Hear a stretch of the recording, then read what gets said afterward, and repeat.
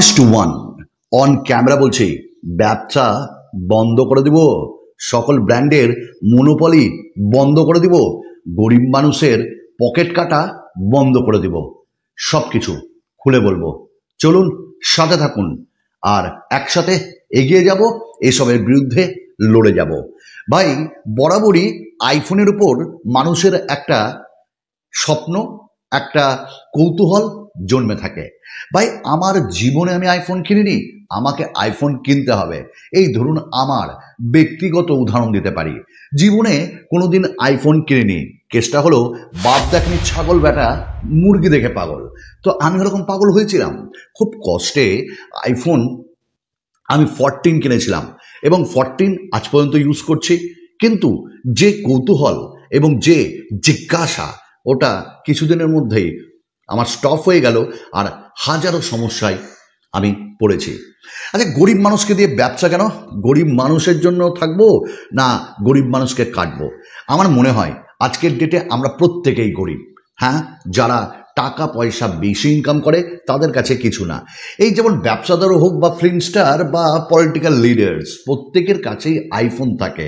আর আজকালকার ট্রেন্ড, ভাই তুমি মিডিয়াতে আছো মানে তুমি মাস মিডিয়াতে আছো বা তুমি কোনো ইউটিউবার বা ক্রিয়েটার বা ইনফ্লুয়েন্সার, তোমার কাছে আইফোন থাকাটা ম্যান্ডেটারি।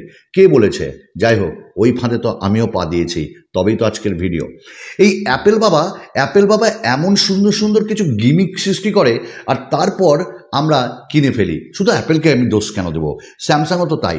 স্যামসাংয়ের হাই এন্ড ফোনগুলো, যেমন ফোল্ড হোক বা ফ্লিপ হোক বা S24 সিরিজ হোক, সেগুলো তো বিভৎস দাম। কেন? কি আছে এমন তাতে? ভাই, ফোন তো ফোন হয়, তার থেকে তো বড় কিছু না। তো অ্যাপেল বাবার কথায় আসি। অ্যাপেল বাবা বরাবর এরকম করেছে।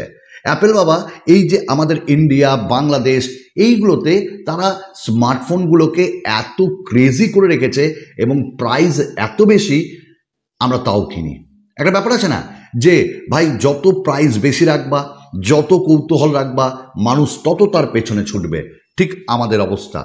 আপনি বাইরের দেশে যান, অ্যাপেলের আইফোন প্রায় প্রত্যেকেই ব্যবহার করে, কিন্তু তাদের মধ্যে সেই ক্রেজ নেই। এবং আজকের ডেটে আমাদের আইফোনের প্রতি ক্রেজ বিশাল। আমি নিজে আইফোন ব্যবহার করি। আইফোনের প্রথম সমস্যা, আজ পর্যন্ত আমি কন্ট্যাক্টে গিয়ে যে ডিরেক্ট ফোন করব, তা অ্যান্ড্রয়েডের মতন আমি আজ পর্যন্ত পেলাম না। অনেক সমস্যা নাম সার্চ করতে।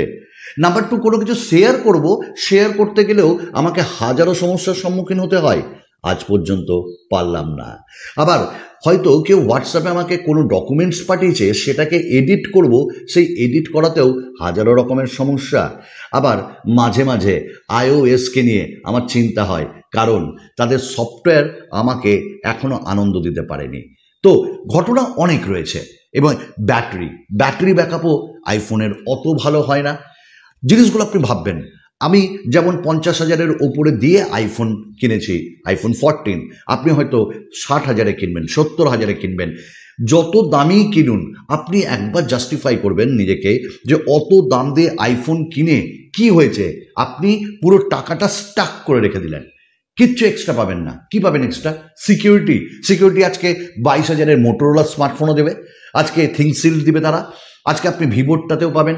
ইভেন আপনারা ওই সিকিউরিটি স্যামসাংয়েও ভালো পাবেন। তো সিকিউরিটি কোনো কেস না। এবং আইফোনেও অনেক ফ্ল দেখা গেছে সিকিউরিটি নিয়ে, ব্রিজ ভেঙেছে তারা। তো আমার কথা হলো যে আমরা যে গরিব মানুষ, তাদের ওপর যে এই যে ক্রেজ, তারপর আইফোনের উপর এত অফার ঢেলে ঢেলে মানুষ কিনে নিচ্ছে, যার জন্য তাদের ব্যবসা বাড়ছে। এবং আজকে আমাদের দেশ আইফোনকে নিয়ে যতটা মাতামাতি করে, অন্য দেশ ততটা করে না, কারণ তারা আগে পেয়ে গেছে। আর আমরা তো সারা জীবন বুঝতেই পারছেন আমরা কি। তো এই একটা ব্যাপার। তো শুধু অ্যাপেল কেন, আজকের ডেটে আপনি স্যামসাংয়ে যান, ইভেন অ্যাপেলের মিউজিক কিনতে গেলে আমাকে টাকা দিয়ে সাবস্ক্রাইব করতে হচ্ছে। আমি অ্যাপেলের ক্লাউড ইউজ করছি, টাকা দিতে হচ্ছে। ইভেন আমাকে অ্যাপেলের কোনো সার্ভিস নিতে গেলে টাকা দিতে হচ্ছে। মানে শুধু টাকার খেলা। কেউ কষ্ট করে ফোনটা কিনলো, তারপর কি করবে? তারপর তো আর কিছু করার নাই তার। যাই হোক, আজকে স্যামসাংয়েরও একই গল্প, আজকে ভিভোরও একই গল্প, যে দামি দামি স্মার্টফোনগুলো, অবশ্যই আপনি দামি স্মার্টফোন দিচ্ছেন, কিন্তু একটা রিজনেবল প্রাইসে যদি দেন, তাহলে সবাই আমরা উপকৃত হব। এই ধরুন ভিভোর ফোল্ড বা স্যামসাংয়ের ফোল্ড বা স্যামসাংয়ের ফ্লিপ আমাদের ইউজ করতে ইচ্ছা হয়, তো আমিও তো চাই যে আমি ইউজ করব সেগুলো, কিন্তু 1 লাখ টাকার স্মার্টফোন কে ইউজ করবে? আরে ক্ষমতা থাকলেও তো নিব না। কিন্তু এইখানেও কবি কেঁদেছে, কারণ অনেকে এমন আছে, যেমন স্টুডেন্টসরা, আমার তো মনে হয় স্টুডেন্টসরা আমার ভিডিও দেখো, তো তারা বাবা মার প্রতি অকথ্য অত্যাচার করে তারা কিন্তু বাধ্য করছে যে বাবা আমাকে ওই ফোনটা দিতেই হবে। বাবা কি করবে, মা কি করবে, কষ্ট করে সেই স্মার্টফোনটা তাকে দিচ্ছে। তারপর কিছুদিন পর হয় ফোনটা ভেঙে যাচ্ছে, মানে ভেঙে ফেলছে তারা, তাদের তো যত্ন নাই, নিজের টাকা দিয়ে তো আর কিনছে না, বা সেই স্মার্টফোনটা আর কিছুদিন পর ভাল লাগছে না, বিক্রি করে দিচ্ছে। 1 লাখ টাকার স্মার্টফোন বিক্রি করলে আপনি 40,000 টাকার উপরে কিছুতেই পাবেন না, এটা আপনি লিখে রাখুন, গ্যারেন্টি। তো আজকে এই স্মার্টফোনগুলোই যদি তারা 40-50 এরকম দামে দেয়, তাহলে আপনি বলবেন যে দাদা ফোল্ড স্মার্টফোন, ফ্লিপ স্মার্টফোন, অত দামি ব্যাপারটা 50,000-এ 40,000-এ?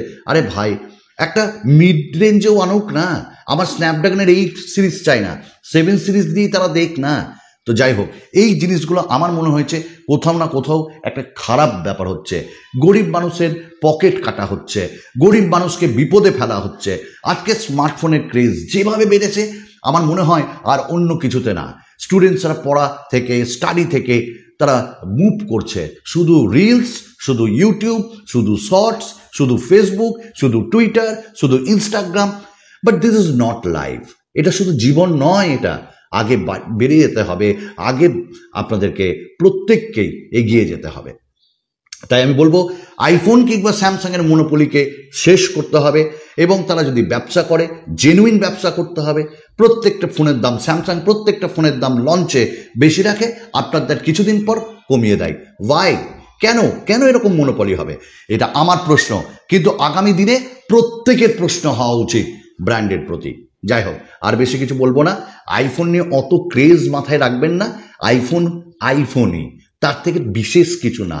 এটা আমি ইউজ করে আমি নিজে আপনাকে বললাম। যদি বিশ্বাস করেন তাহলে অবশ্যই আপনার ভালো হবে। যাই হোক, অনেক কথা বলে ফেললাম, যা বলার না সেটাও বলে ফেললাম। আগামী দিনে আপনাদের সাপোর্ট চাই। আপনারা সাপোর্ট করলে আমি অনেক দূরে গিয়ে যাব। আশা করি আপনারা সাপোর্ট করবেন, লাইক করবেন। ভালো থাকুন, সুস্থ থাকুন। ধন্যবাদ। একটাই কথা বলবো, মিড রেঞ্জের প্রাইসের স্মার্টফোন কিনুন। ফ্ল্যাগশিপ স্মার্টফোন যদি মিড রেঞ্জে পান, কিনুন। আপনিও শান্তিতে থাকবেন, আপনার পকেট শান্তিতে থাকবে, আপনার পরিবারও শান্তিতে থাকবে। বিদায়।